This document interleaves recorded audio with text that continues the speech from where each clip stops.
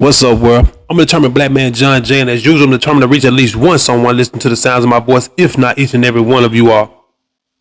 On today, I just wanted to have a brief discussion about something that took place over the weekend in Congress.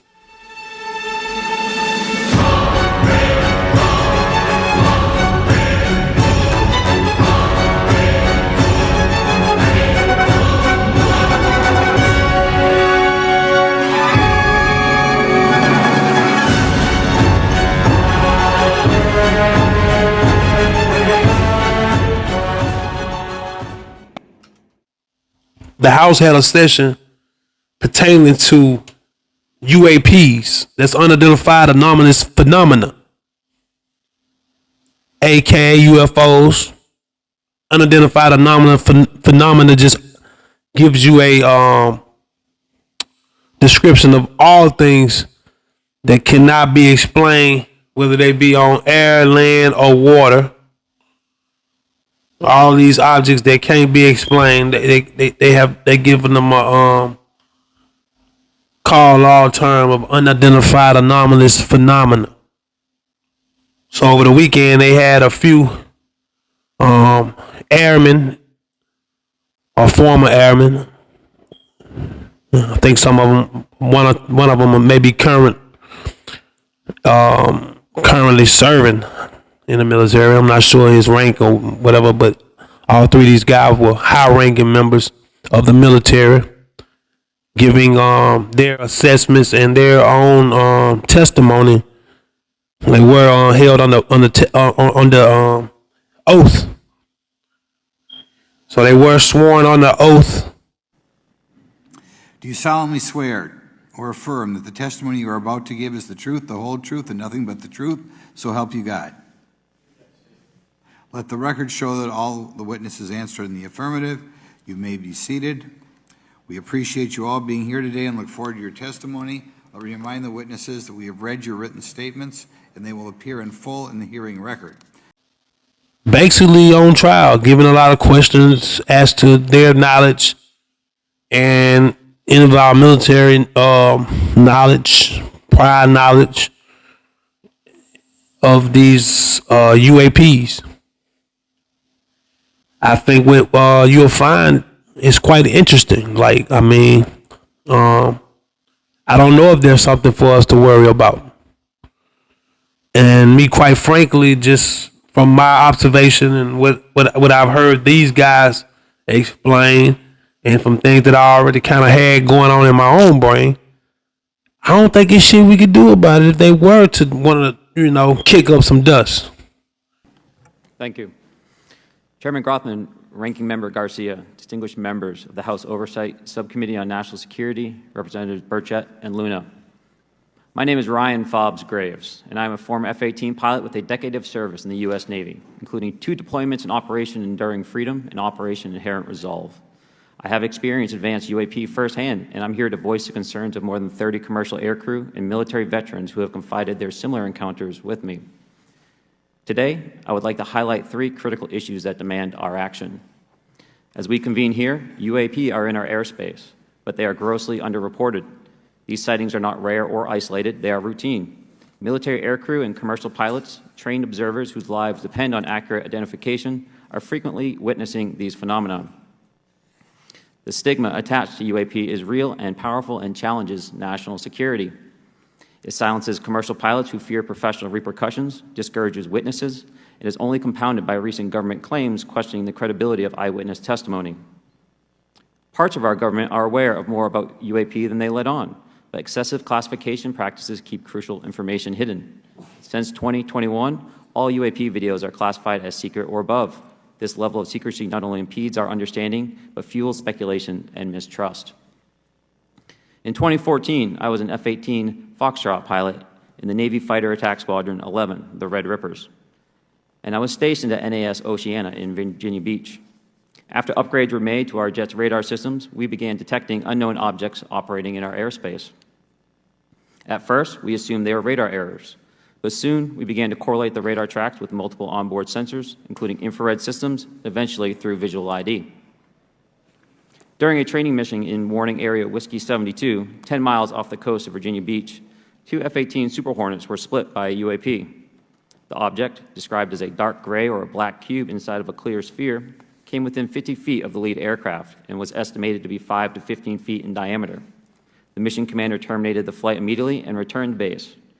Our squadron submitted a safety report, but there was no official acknowledgement of the incident and no further mechanism to report the sightings. Soon, these encounters became so frequent that aircrew would discuss the risk of UAP as part of their regular pre-flight briefs. Recognizing the need for action and answers, I founded Americans for Safe Aerospace. The organization has since become a haven for UAP witnesses who were previously unspoken due to the absence of a safe intake process. More than 30 witnesses have come forward, and almost 5,000 Americans have joined us in the fight for transparency at safeaerospace.org. The majority of witnesses are commercial pilots at major airlines. Often, they are veterans with decades of flying experience.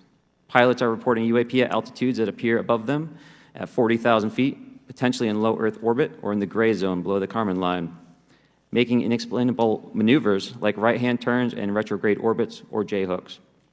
Sometimes these reports are reoccurring, with numerous recent sightings north of Hawaii and in the North Atlantic. Other veterans are also coming forward to us regarding UAP encounters in our airspace and oceans. The most compelling involve observations of UAP by multiple witnesses and sensor systems. I believe these accounts are only scratching the surface, and more will share their experiences once it is safe to do so. In closing, I recognize the skepticism surrounding this topic. If everyone could see the sensor and video data I witnessed, our national conversation would change. I urge us to put aside stigma and address the security and safety issue this topic represents.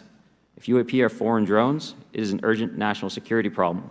If it is something else, it is an issue for science. In either case, unidentified objects are concerned for flight safety. The American people deserve to know what is happening in our skies. It is long overdue. Thank you. I just wanted to raise 3 questions. If y'all will, jump into the comment section and let me know how y'all feel about these questions. Number 1, I wanted to know, why do you think that this is the time that they chose to come out and admit that the U.S. has had prior knowledge to these reports from these men? This information has been available for several years. In some cases, over a decade, over 2 decades. So why now? Why now? So we're gonna listen to the report of one of these young men that went before Congress over the weekend. And here's a little clip from the live stream. Hold on, right here. Let's check it out. Ranking members and congressmen, thank you. I'm happy to be here. This is an important issue, and I'm grateful for your time. My name is David Charles Grush. I was an intelligence officer for 14 years, both in the U.S. Air Force, both active duty, Air National Guard, and Reserve, at the rank of major, and most recently from 2021 to 2023, at the National Geospatial Intelligence Agency, NGA, at the GS-15 civilian level, which is the military equivalent of a full bird colonel. I was my agency's co-lead in unidentified anomalous phenomena and transmedium object analysis, as well as reporting to the UAP task force, UAPTF, and eventually, once it was established, the All-Domain Anomaly Resolution Office, AARO. I became a whistleblower through a PPD-19 urgent concern filing in May 2022 with the Intelligence Community Inspector General. Following concerning reports from multiple esteemed and credentialed current and former military and intelligence community individuals that the U.S. government is operating with secrecy above congressional oversight with regards to UAPs. My testimony is based on information I've been given by individuals with a long-standing track record of legitimacy and service to this country, many of whom also have shared compelling evidence in the form of photography, official documentation, and classified oral testimony to myself and my various colleagues. I have taken every step I can to corroborate this evidence over a period of 4 years while I was with the UAP Task Force and do my due diligence on the individual sharing it. This is because of these steps, I believe strongly in the importance of bringing this information before you. I am driven by a commitment of both to truth and transparency, rooted in our inherent duty to uphold the United States Constitution and protect the American people. I'm asking Congress to hold our government to this standard and thoroughly investigate these claims. But as I stand here under oath now, I am speaking to the facts as I've been told them. In the U.S. Air Force, in my National Reconnaissance Office, NRO, reservist capacity, I was a member of the UAP Task Force from 2019 to 2021. I served at the NRO Operations Center on the Director's Briefing staff, which included the coordination of the Presidential Daily Brief and supporting variety of contingency operations, which I was the Reserve Intelligence Division Chief backup. In 2019, the UAP Task Force Director asked me to identify all special access programs and controlled access programs, also known as SAPs and CAPs, we needed to satisfy our congressionally mandated mission, and we were direct report at the time to the DepSecDef. At the time, due to my extensive executive level intelligence support duties, I was cleared to literally all relevant compartments and in a position of extreme trust, both in my military and civilian capacities. I was informed in the course of my official duties of a multi-decade UAP crash retrieval and reverse engineering program, to which I was denied access to those additional read-ons when I requested it. I made the decision, based on the data I collected, to report this information to my superiors. I've suffered retaliation for my decision, but I am hopeful that my actions will ultimately lead to a positive outcome of increased transparency. Thank you, and I'm happy to answer your questions. Thank you. Thank you, Mr. Chairman, Congressmen, Congresswomen.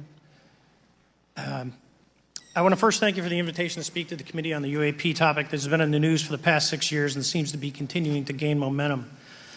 As you know, my name is David Fravor. I'm a retired commander in the United States Navy. In 2004, I was a commanding officer of Strike Fighter Squadron 41, the world-famous Black Aces. We were attached to Carrier Wing 11, stationed on board the USS Nimitz, and had begun a 2-month workup cycle off the coast of California. On this day, we were scheduled for a 2v2 air-to-air training with the USS Princeton as our control. When we launched off Nimitz, my wingman was joining up. We were told that the training was going to be suspended and we were going to proceed with real-world tasking. As we proceeded to the west, the air controller was counting down the range to an object that we were going to, and we were unaware of what we were going to see when we arrived.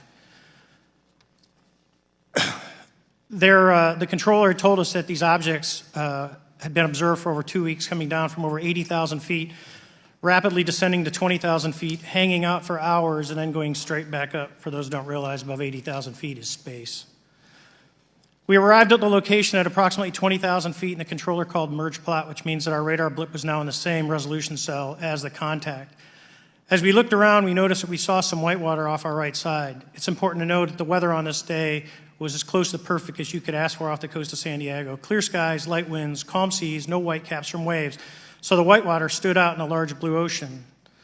All 4 of us, because we were in F-18Fs, so we had pilots and Wizzo in the back seat, looked down and saw a white tic-tac object with a longitudinal axis pointing north-south and moving very abruptly over the water like a ping-pong ball. There were no rotors, no rotor wash, or any sign of visible control surfaces like wings.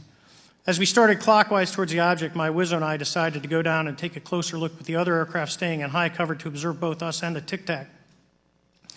We proceeded around the circle about 90 degrees from the start of our descent, and the object suddenly shifted its longitudinal axis, aligned it with my aircraft, and began to climb. We continued down another 270 degrees, nose low, where the tic-tac, or we considered 270 degrees to where, and we went nose low to where the tic-tac would have been. Our altitude at this point was about 15,000 feet, and the tic-tac was about 12,000. As we pulled nose onto the object, within about a half mile of it, it rapidly accelerated in front of us and disappeared. Our wingmen, roughly 8,000 feet above us, lost contact also. We immediately turned back to see where the whitewater was at, and it was gone also. So as you started to turn back towards the east, the controller came up and said, "Sir, you're not going to believe this, but that thing is at your cat point roughly 60 miles away in less than a minute." You can calculate the speed. We returned to Nimitz. We were taking off our gear. We were talking to one of my crews that was getting ready to launch. We mentioned it to them, and they went out and luckily got the video that you see, that 90-second video. What you don't see is the radar tape that was never released, and we don't know where it's at, of the active jamming that the object put on an APG-73 radar, and I can get into modes later if you're interested. What is shocking to us is that the incident was never investigated. None of my crew were ever questioned. Tapes were never taken, and after a couple days, it turned into a great story with friends. It wasn't until 2009 until Jay Stratton had contacted me to investigate. Unbeknownst to all, he was part of the ATIP program in the Pentagon led by Lou Elizondo. And there was an official report that came out that's now on the internet. Years later, I was contacted by the other pilot, Alex Dietrich, and asked if I'd been contacted, and I said no, but I'm willing to talk. I was contacted by Mr. Elizondo, and we talked for a short period of time, and he said we'd be in contact. A few weeks after that, I was made aware that Lou had left the Pentagon in protest and joined forces with Tom DeLonge, Chris Mellon, Steve Justice, and others to form Two Stars Academy, an organization that pressed the issue with leading industry experts and U.S. government officials. They worked with Leslie Keane, who is present today, Ralph Blumenthal, and Helene Cooper to publish the articles in the New York Times 2017 New York Times, and it removed the stigma on the topic of UFOs, which is why we're here today. Those articles open the door for the government and public that cannot be closed. It has led to an interest from our elected officials who are not focused on little green men, but figuring out where these craft are, where they're from, the technology they possess, how do they operate. It also led to the Whistleblower Protection Act and the NDAA. There are multiple witnesses coming forward to say that have firsthand knowledge, and Mr. Grush just covered that. What concerns me is that there's no oversight from our elected officials on anything associated with our government processing or working on craft. Believe it not from this world. This issue is not a full public disclosure that could undermine national security, but it is about ensuring that our system of checks and balances works across all work done in the government using taxpayer funds. Relative to government programs, even unacknowledged WAVE programs have some level of oversight by the appropriate committee members in the House and Senate, and this work that is said to be occurring from whistleblower testimonies should not be exempt. In closing, I would like to say that the Tic Tac object we engaged in 2004 was far superior to anything that we had on time, have today, or are looking to develop in the next 10 years. If we in fact have programs that possess this technology, it needs to have oversight from those people that the citizens of this great country elected in office to represent what is best for the United States and best for the citizens. I thank you for your time. Thank you very much. So there you have it, you know. I just don't see these guys putting themselves in a position of perjury or even you know, there are certain crimes that these guys could be charged with by providing the wrong amount of information. So I wouldn't see these guys putting themselves in that type of predicament where they can actually incriminate themselves or possibly give themselves the chance to get hung. You know, I ain't saying literally hung, but I mean hang themselves in a more lawful sense of the word. If they wasn't just trying to tell some truth, you know what I'm saying? Like if they just were like, you know, no matter what flack I catch behind this, no matter, you know, if I get persecuted to death, I just want to be the person that comes on out and stop having people feel crazy and, you know, thinking that is it a reason for our military to feel that it's a security threat and that we need to go all in. Because me personally, I feel like, and that there is a thicker plot, that this would be a excellent way to hide whatever that play may be. These speeds that large, stop on a dime, hover for seconds and minutes, then just zip right up into the clouds. Bye, out of here. I mean, unexplainable speeds, unexplainable motions, no jet streams, no type of exhaust.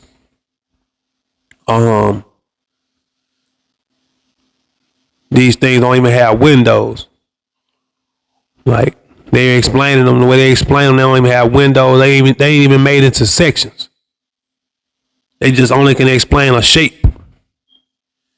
and seeing something at the bottom of them that possibly could have been some type of thruster or something, maybe.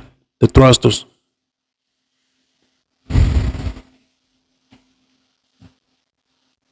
But anyway, I ain't want to hit y'all with too much, just a little bit. Y'all hit me back. Let me know how y'all feel. Jump in the comment section. As always, y'all stay up, stay humble, stay good people. I am a determined black man, John Jay. Until the next time, I'm out. 1.